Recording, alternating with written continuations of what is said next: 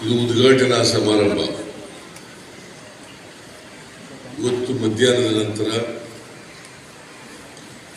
ಆಮೇಲೆ ನಾಳೆ ಅನೇಕ ವಿಷಯಗಳ ಮೇಲೆ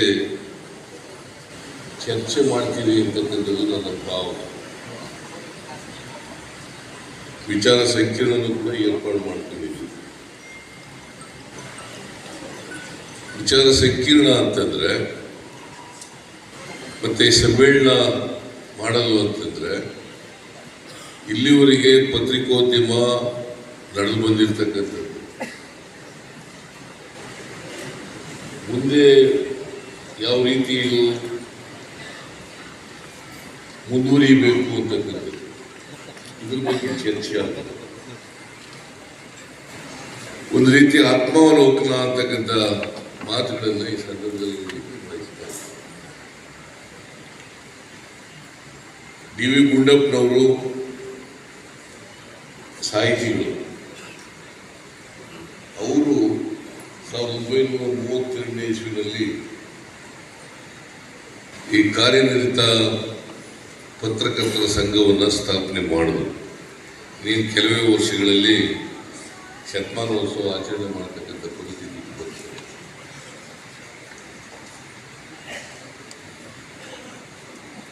ಇಷ್ಟು ದೀರ್ಘಕಾಲ ಪತ್ರಕರ್ತರ ಸಂಘ ನಡ್ಕೊಂಡು ಬರ್ತಾ ಇದೆ. ಅದಕ್ಕೂ ಮೊದಲು ಪತ್ರಿಕೋದ್ಯಮ ಇತ್ತು. ಪತ್ರಕರ್ತರ ಸಂಘ ಸ್ಥಾಪನೆ ಉದ್ಯಮ ಇತ್ತು. ಯಾಕಂತಂದ್ರೆ ಈ ಪತ್ರಿಕೋದ್ಯಮ ಬೆಳಿಲಿಕ್ಕೆ ಬರೀ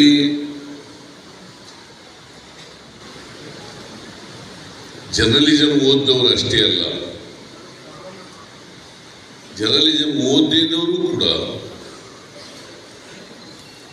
ಪತ್ರಿಕೋದ್ಯಮ ಬೆಳೀಲಿಕ್ಕೆ ಅವರ ಕೊಡುಗೆಯನ್ನು ಕೊಟ್ಟಿದ್ದಾರೆ. ಈಗ ಮಹಾತ್ಮ ಗಾಂಧೀಜಿ, ಬಾಬಾ ಸಾಹೇಬ್ ಅಂಬೇಡ್ಕರ್ ಅವರೆಲ್ಲರೂ ಕೂಡ ಸ್ವತಃ ಪತ್ರಕರ್ತರಾಗಿದ್ದರು.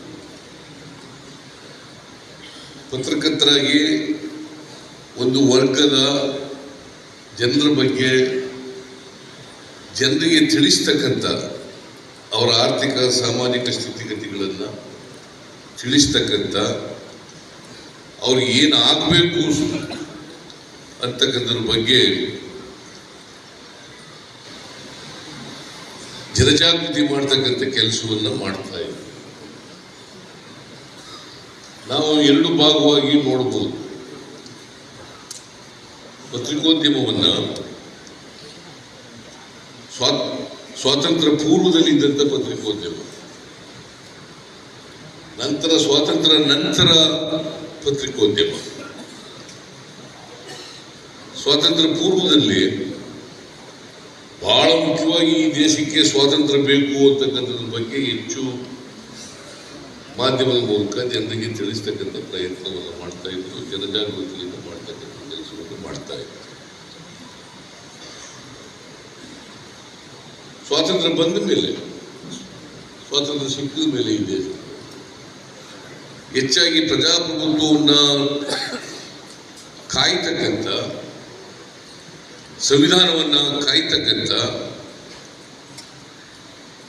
ಮತ್ತೆ ಅಭಿವೃದ್ಧಿ ಇವತ್ತು ಯಾವ ದಿಕ್ಕಿನಲ್ಲಿ ಸಾಗ್ತಾ ಇದೆ, ಅಭಿವೃದ್ಧಿ ಹೇಗೆ ಆಗಬೇಕು, ಯಾರ ಅಭಿವೃದ್ಧಿ ಆಗಬೇಕು, ಇದನ್ನ ಜನರಿಗೆ ತಿಳಿಸ್ತಕ್ಕಂಥ ಪ್ರಯತ್ನವನ್ನು ಮಾಡ್ತಾ ಇದ್ದಾರೆ. ಈಗಾಗಲೇ ಹೇಳಿದ್ರು, ಜನರ ನಿರೀಕ್ಷೆಗಳು ಬಹಳಷ್ಟಿದಾವೆ. ಜನರಿಗೆ ಪತ್ರಿಕೋದ್ಯಮದ ಮೂಲಕ ನಮಗೆ ನ್ಯಾಯ ಸಿಗ್ತದೆ ಅಂತಕ್ಕಂಥ ಭಾವನೆಗಳಿದ್ದಾವೆ. ಪತ್ರಿಕೋದ್ಯಮದ ಮಾಧ್ಯಮದ ಮೂಲಕ ನಮಗೆ ನ್ಯಾಯ ಸಿಗ್ತದೆ, ನಮ್ಮ ಸಮಸ್ಯೆಗಳನ್ನು ಪ್ರಸಾರ ಮಾಡ್ತಾರೆ, ಜನರಿಗೆ ತಿಳಿಸ್ತಕ್ಕಂಥ ಕೆಲಸವನ್ನು ಮಾಡ್ತಾರೆ, ಸರ್ಕಾರದಿಂದ ಆ ಸಮಸ್ಯೆಗಳಿಗೆ ಪರಿಹಾರ ಕೊಡಿಸ್ತಕ್ಕಂಥ ಕೆಲಸವನ್ನು ಮಾಡ್ತಾರೆ ಅಂತಕ್ಕಂಥ ನಿರೀಕ್ಷೆಗಳು ಮಾಧ್ಯಮಗಳಲ್ಲಿ ಜನ ಇಟ್ಕೊಂಡಿದ್ದಾರೆ. ಯಾವ ಕಾರಣಕ್ಕೂ ಕೂಡ ಜನರ ನಿರೀಕ್ಷೆಗಳಿಗೆ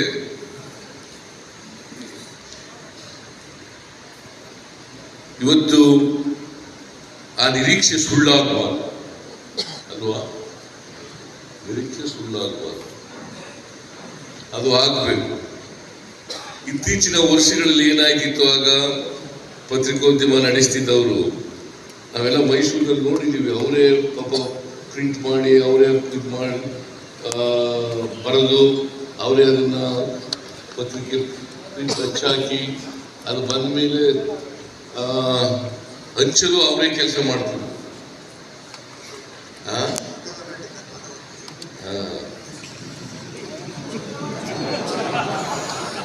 ಈಗ ಆ ಥರ ಪರಿಸ್ಥಿತಿ ಇಲ್ಲ. ಈಗ ತಂತ್ರಜ್ಞಾನ ವಿಜ್ಞಾನ ಬಹಳ ಬೆಳೆದು ಬಿಟ್ಟದೆ.